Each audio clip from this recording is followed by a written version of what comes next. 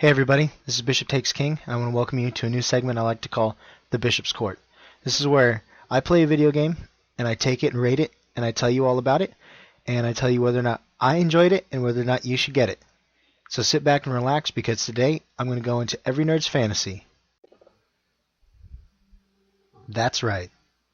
It's Star Wars.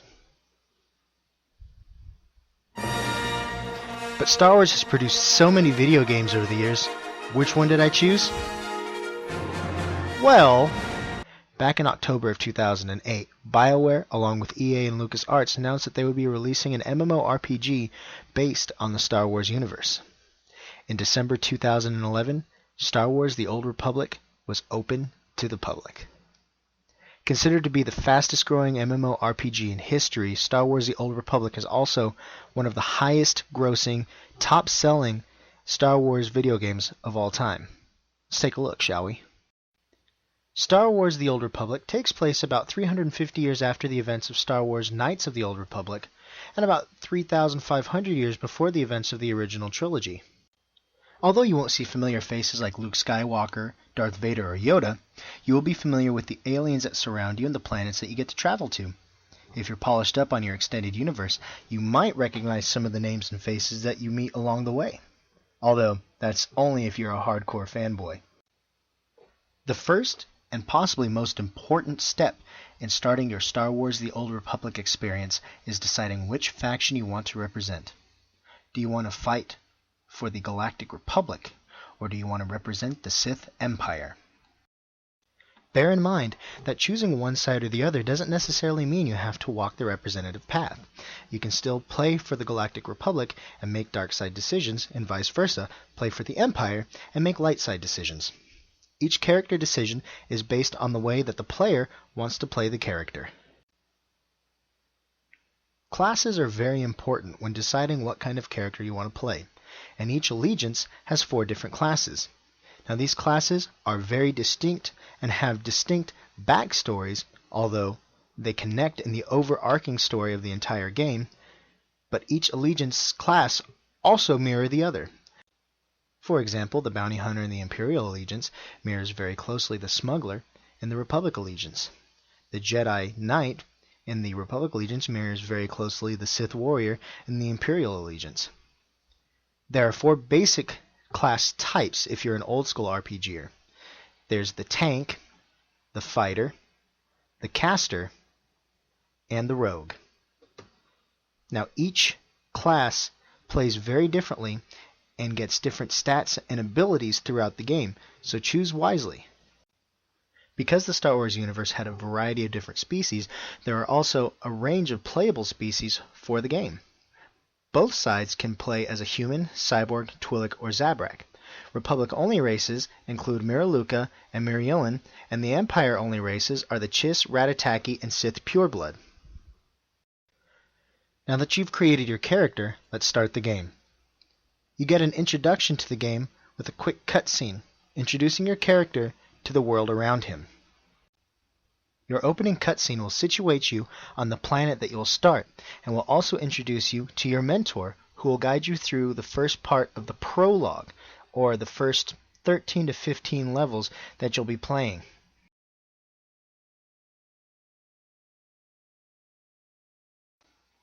The opening cutscene also introduces you to the all-important conversation wheel. The conversation wheel pops up during a conversation when you have the opportunity to make different responses to a question or statement. Now there are usually 3 different options for the conversation wheel. You can make a dutiful or reverent response, you can make a cowardful or fearful response, or you can make a boastful or self-centered response. Make your responses wisely, because this is how you're going to be playing your character. It also affects the affection of the characters around you, and once you get a companion, affection ratings become very important. The conversation wheel also pops up when you have an opportunity to make a light side or dark side choice. These will sometimes happen in conversations, and will sometimes happen after a fight or during the middle of a cutscene. They pop up on the conversation wheel but aren't necessarily part of a conversation, rather a toggle for you to decide what you're going to do with the character in front of you. Earlier I mentioned companions. You'll get your companion around level 7 or 8, and they'll follow you wherever you go. Some companions act as healers, some as tanks, and some as scavengers. Now you'll gain more companions as you level up, but you only have the option to take one companion with you, so choose wisely. At the end of the prologue and before the first chapter of your story, you also get a starship. Now this usually happens around level 15, but can sometimes happen earlier depending on how many side quests that you play and how fast you level up. Your starship is very important as it takes you between the galactic fleet and different star systems and planets in the galaxy. Once you get your starship, you also have the opportunity to participate in dogfights and space battles. Now, these give you a lot greater XP and also give you more commendations and bonuses, but they're a lot harder than some of the main missions that you'll get on the ground, so be careful. BioWare came into development of Star Wars: The Old Republic wanting to focus more on the player missions and developing the character as the player went along. They hoped to do this more than any other MMORPG had ever done, and I think they did a terrific job of doing it. As the story progresses, the player gets to decide how he wants his character to progress. Does he want to be seduced by the dark side if he's playing for the Republic? Or does he want to see the light and join the Galactic Republic if he's playing for the Empire? The player also has to be aware that certain decisions affect the affection rating of your companion. Affection ratings are important for several reasons. One, if your companion's affection rating is very high, he or she will attend to you a lot quicker than if it was lower.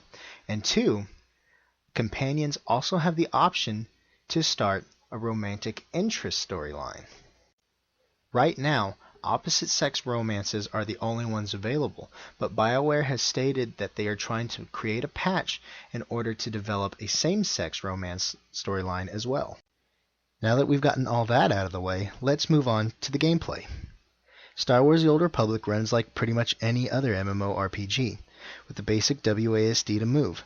The number bar also acts as your hotlink bar in order to use attack. Each class has its own specific mana. For example, the Bounty Hunter has Heat, the Jedi Knight has Force, the Smuggler has Energy, etc. So you have to watch your mana. Specific attacks take up more mana or heat or force or energy or whatever you want to call it. As you go on to do your class missions, the story areas are going to only allow one player of each class to enter. So if you're running with a group and you have two bounty hunters and they both want to enter the story at the same time, you're going to have to break out of your group to do so. Once you enter the story area, it separates you from any other player on the server and allows only you to see the story, because your story is specific to how you're playing. Once you get out of the story area, it's pretty much an open world. Every player who's on the planet is going to be on the planet at the same time that you are. You can run into other players and get invited into groups, and sometimes other players are also doing the same missions you are. So be prepared to wait for respawns if they're also doing the same exact thing that you're doing. That's my only gripe about this game, is that respawns take for flippin' ever. And most of the time I find myself running around killing lower level enemies in order to wait for the stupid respawns to happen again. Other than that, this game is top notch. There's also the option for PvP, or player versus player. There's PvP arenas available in the fleet, and there's also player versus player combat options throughout the game. Now, running in groups and participating in PvP battles are going to give you extra XP after finishing missions or PvP battles. There are also daily heroic missions that are available every 24 hours that are a lot tougher. You usually want to run as a group to finish these heroic missions, and they give you extra XP as well as either commendations or specific unlockables not available by playing the regular class mission. This is also true of running in PvP battles. There's a mission log that tells you what mission that you're on. From here you can either untrack the mission so it doesn't show up on your map, or abandon the mission altogether. If you accidentally abandon a mission, don't worry, you can go back to the guy who gave you the mission and accept the mission again. Your class or companion missions cannot be abandoned. You have to finish those in order to progress the story. But side missions can be abandoned at any time. These are there to basically give you extra XP to help you level up. And I suggest you take as many side missions as you can, because once you hit level 20 it starts to plateau and gets a lot harder to level up as you go along. After a specific level, usually right before the end of the prologue, you can go up to either the Imperial or Republic fleet. Going to the fleet offers you the ability to not only create your advanced class once you reach level 10, but you can also buy stims, medical supplies, weapons, armor, specialty goods, VIP goods, PvP and social goods, and companion gifts. The fleet is also where you're going to get your speeder license, and you can buy speeders throughout the game in certain areas. You also stumble upon quick travel podiums once you unlock a certain new area. Quick travel podiums can be unlocked to use for your quick travel ability. Now this takes about 6 seconds to load up, and it takes you directly from one place to another. It's pretty nifty if you have to do a lot of running around and then return back to where you came from. There are also cantinas which you stumble upon. Cantinas are a great place to log out and quit the game, because this keeps you in a rested state.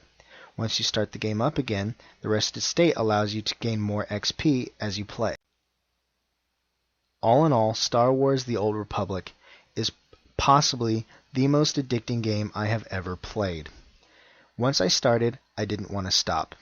I've got 5 or 6 characters active right now, and I've created at least 15 characters, some of which I've deleted because I only had the basic free-to-play edition.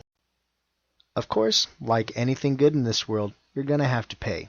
Star Wars: The Old Republic is free to play up to the end of the prologue, and if you're addicted enough to it, you're going to probably want to shell out the $15 a month to continue to play on the Star Wars Old Republic servers.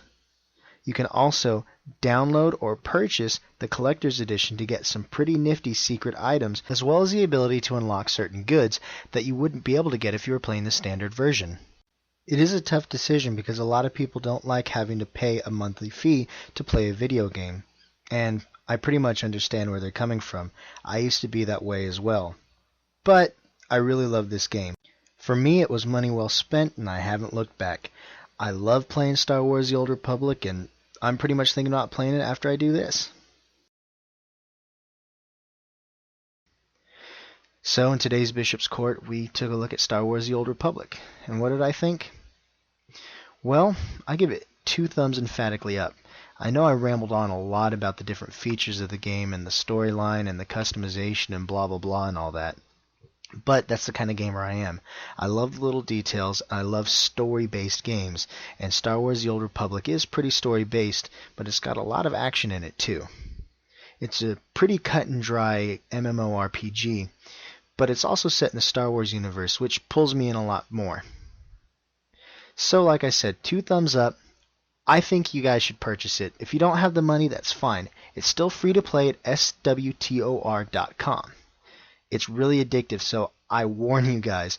If you don't get sucked in, I don't know what's wrong with you. Anyway, I've been Bishop Takes King. This has been the Bishop's Court. And let me remind you, go in peace, and may the Force be with you. See you guys later.